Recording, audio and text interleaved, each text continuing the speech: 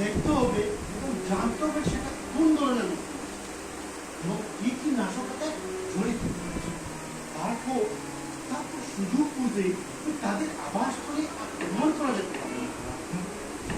হ্যাঁ মহারাজ, পণ্ডিত মশাই শরীর কথাই বলেছে, এদের বংশ বিনাশ করতে হবে। আর তার জন্য আমরা একটা গুরুত্বপূর্ণ পরিকল্পনা তৈরি করতে হবে মহারাজ। গুরুত্বপূর্ণ পরিকল্পনা? হ্যাঁ মহারাজ। পরিকল্পনা আচ্ছা, কেমন পরিকল্পনা একটু বলো দেখি।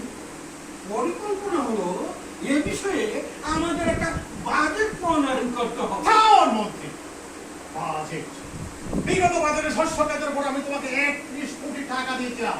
কোথায় কোথায় সেই বাজেটের কথা? দুর্ভোগ নেমে আসলে প্রজা সাধারণদের কি জবাব দেবো সেই চিন্তায় আমি দিন দিন তন্দ্রাহীন হয়ে পড়ছি। আর সামান্য মশামাছির বিচার করতে তোমার দীর্ঘমেয়াদী বাজেট প্রয়োজন।